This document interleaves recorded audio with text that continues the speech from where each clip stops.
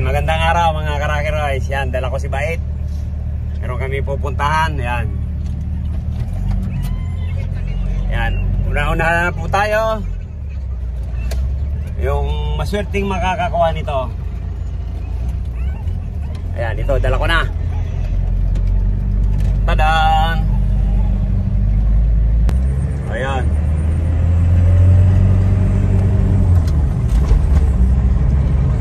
Yan, matulim pa akong tumakbo to. Oh. Balik-balik pa ng Bicol to.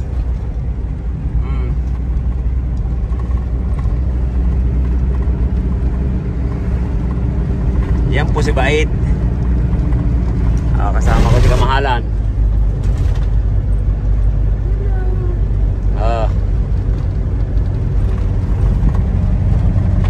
Ito po kasi bali, papalitan kami ng medyo malaki-laking sasakyan. Kasi meron na kaming Innova. Yan, papalitan ko to ng Hi-Ace. Para ganitong magsasummer na, o pwede tayong markila na medyo maganda-ganda ang presyo. Okay naman ito si Bait, kaya lang siyempre hindi mo na mapipresyohan na maganda. Yan, medyo ano pa lang, ano, medyo matigas ang gulong nya. Okay. Ayan. Kaya ayan yung ano nyo, temperature. Kasi yung condenser nga po nito medyo dalawang malaki. At saka may additional na condenser. Ayan, may nagtatanong nga. Ayan po yung interior nyan. Saka ang kagandahan nyan, yan. Ito yung aircon nya. Meron siyang, pag medyo bitin sa hangin, yon binubuksan ko pa yan. Yan, sa taas na yan, Yan, paganayin ko. Ayun, umikot. Yan, may switch lang yan dito. Yan, patay.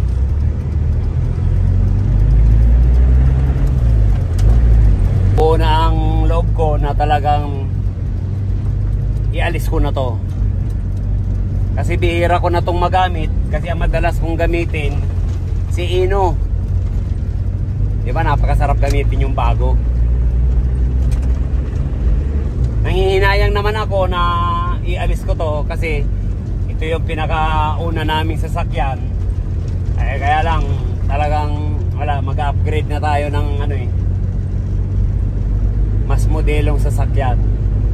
Yung si Ino medyo okay naman, kaya lang maliit, hindi maarkila. Ayan, nasa gitna tayo ng araw. Ayan, napakalamig. Papakita ko rin sa inyo to kung ilan ang lamig nito. Ayan, nasa araw tayo. Gitna ng araw, mga bandang 2:00. Pero sa lamig wala kang masabi. Ay, abangan na lang ninyo, ibablog ko to. Bye bye. Si Bait, ito po pala sa akin nakapangalan to. Kaya wala tayong problema dito. Ayan, yan po yan. Ito po yung likod nyan.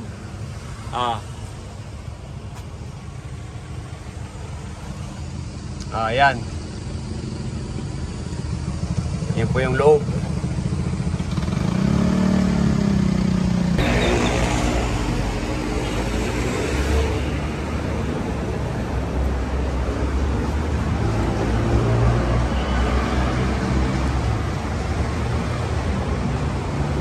Ayan, si Bait, irarampa natin dun sa lifter para makita natin yung ilalim. Pakita natin sa ating mga Karakeroys. Yan, start! Yun! O, kita mo, one click. Atras. Lagyan natin dun. Ayan. Ayan po si Bait. Paunahan na lang po tayo kung sino makakakuha nito.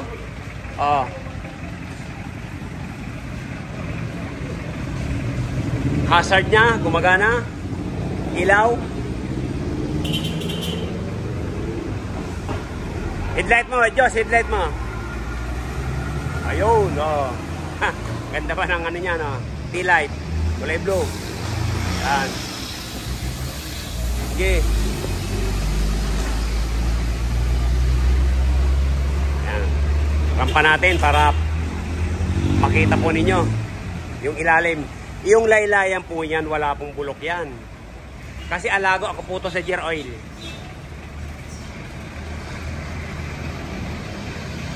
Yan po. Gumagana po yan. Yan. Taas natin.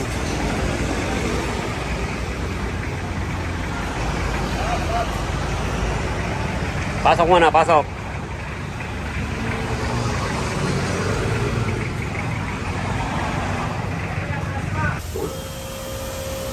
Yan.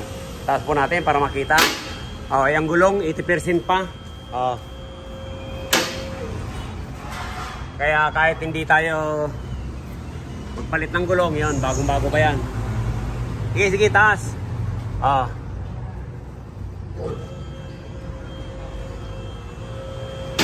Alaga po natin yan.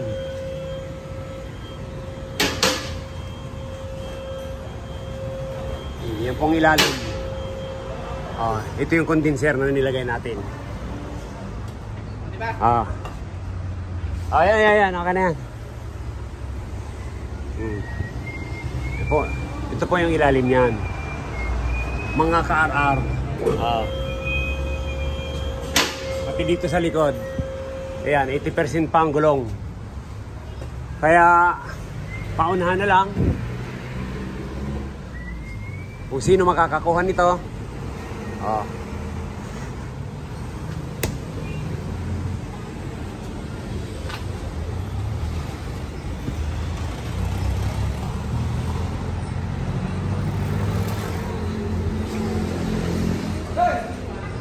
Lagi pong kondisyon to.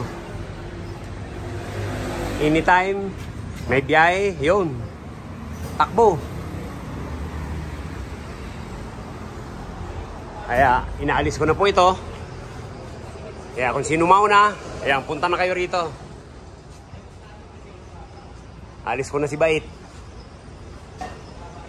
Yun. Ayan. Naka-undercoat na po yan.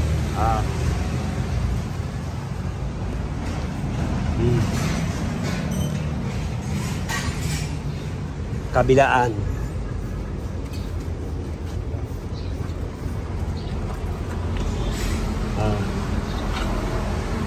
Kung mga laylayang buong buo.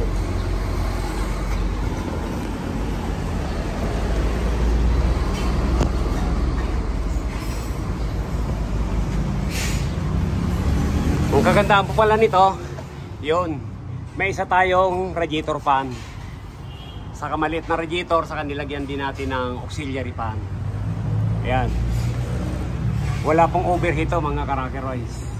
Kasi yung dati dyan, nung nilagyan ko nito, yun, ayos na. Yan lang solusyon.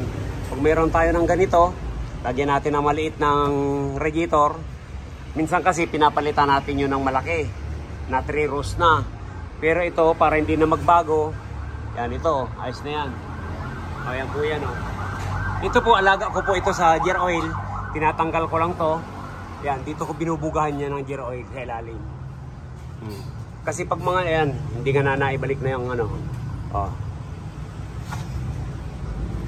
Kaya medyo maitim-itim yan. Ayan, binubugahan ko po ng gear oil yan. Kasi pag mga ganito, pag hindi po natin ilagayan to sa gear oil o langis, yan, bulok po yan. May lifter naman tayo. Kaya ayan. Okay. Sige, baba. Ito po pala mating yan.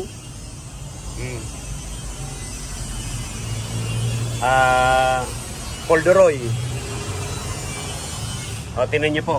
Halatang bihira ko na pong gamitin. Meron ng hakot-hakot. Yan din po yan. Ayan yung loob. Ayan yung upuan sa likod. Yan, binago ko na to. may additional blower pa tayo. Pag medyo bitin dito, yan, binubuksan ko to hanggang sa likod. Nakita mo, talagang naghahanap ng masisiksikan sa lamig. Okay? O, yan.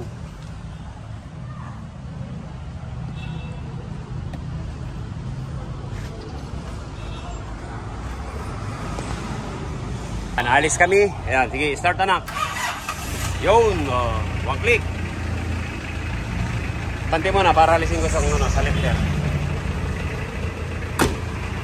Kabila, wala na. Ayan, okay. Alis kami.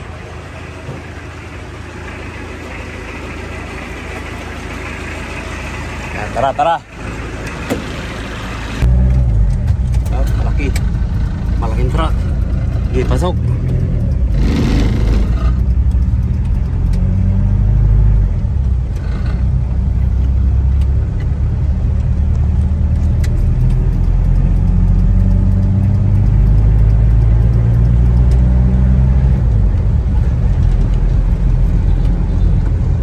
Ayan, yan pa yung makina.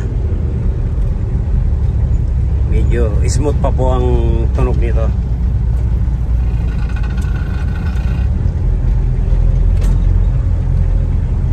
Kung sinong maswerteng makakakuha, yun. Ayan po pala yan, yung loob.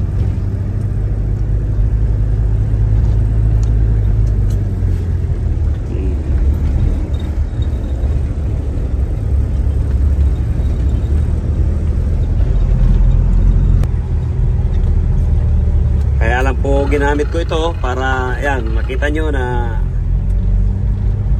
maganda pang tumakbo to. Kahit pupunta tayo ng Mindanao, Luzon, Visayas, Mindanao, kahit maikot natin, yan, laban po to si Bait.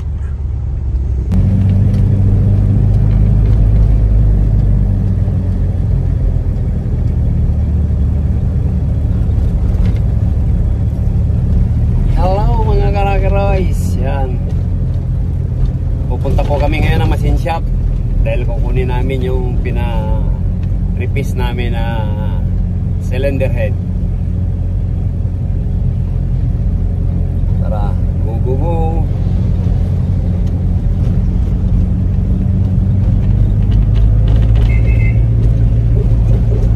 Ayan, yung cambio po niyan, smooth pa yan, mga karakaroys. Smooth yan. Oop. Tatawid, sige, tawid. Alam po natin na bibidyoan dito yung makina, yung pangilalim na bidyoan na natin. Ayan, isa-isa lang, medyo busy tayo.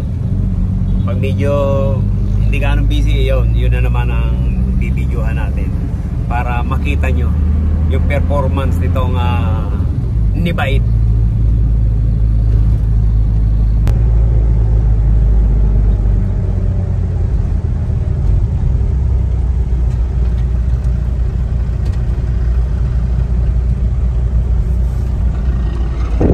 Traffic po. Yan lang yan. Hanggang dyan lang po sa guhit na yan. Nasa puti lang yan. Traffic. Yan, bumper to bumper.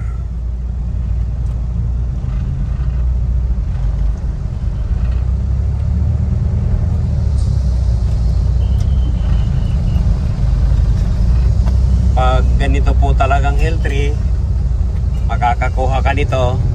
Talaga ang sakit nito, sala sa init, sala sa lamig.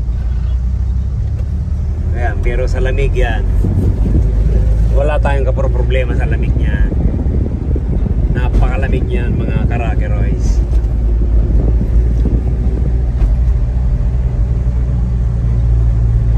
Ito po kasi sasakyan na to, hindi po ito bugbog. Kahit yung mga kaso-kasuan niya, yung center post, yung arm, bago po yun. Kaya mahal na mahal ko po to si Bait. Kaya sabi ko nga, ayan, unahan na lang tayo kung sinong maswerteng makakabili nito. Ayan, nasa pangalan ko po ito.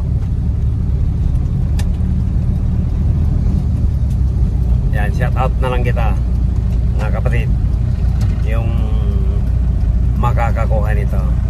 Okay, dito na kami sa kukuha na namin ng pyesa. Yan.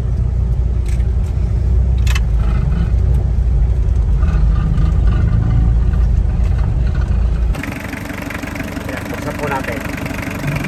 Ayan, yan po yan.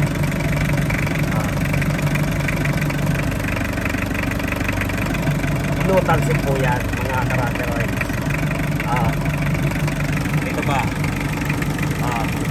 Lumusok po yan. Ayan, stick. Kaya tripulation po natin.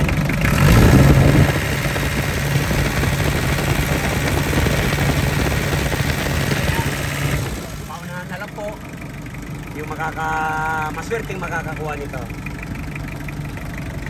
Ayan.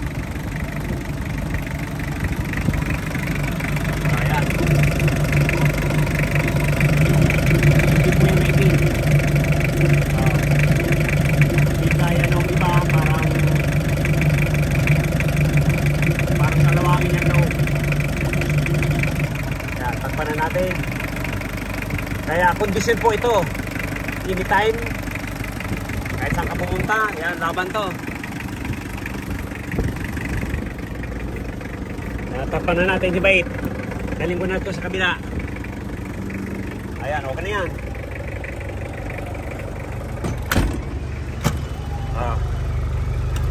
Go! Ayan po yung loob. Ulitin ko. Ayan. Ganda po ng flooring yan. Pag ito bitin sa lamig, ayan, meron pa tayong additional blower. Makita mo ang sakay dito sa likod. Nakakulumo na lang. Ayan, okay? Ayaw ko sanang ialis to. Kaya lang, ayan o, lakas ng hangin hanggang dito. Buka tayong plastic. Dahil hindi ako nasisiraan. Kahit pumunta kami ng Tugigaraw, Bicol, Cagayan, laban to kahit saan. Ayan po mga Karaker Rice. Ayan po yan, additional blower. Kaya pag medyo naiinitan yung dito sa likod, yan, pag binuksan natin yan, yan, lakas yan. Okay, unahan na lang yung makakakuha nito.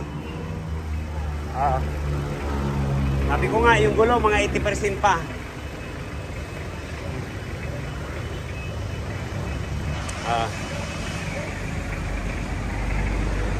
Yung makina, kondisyon. Walang ka-usok-usok, walang talsik. Ayan, medyo marami na tayong customer, kaya ayan, papahuli ko na lang yung sukatan natin ng lamig. Okay. Magpapalit kasi tayo ng high-ace, kaya iaalis ko na to. Yung Innova may liit, kaya palitan natin ng malaki. Ayan, patayin muna natin. Ayan, dadalhin po muna dun sa likod. Ayan. Kaya ginagamit ko na para ma-vlog ko. Halos di ko na po talaga nagagamit yan si Bait. Kaya iaalis ko na lang yan. Ayan. Dalhin po yun dun sa garahe. Ayan, check natin ang lamig. Dito ang aircon ni Bait.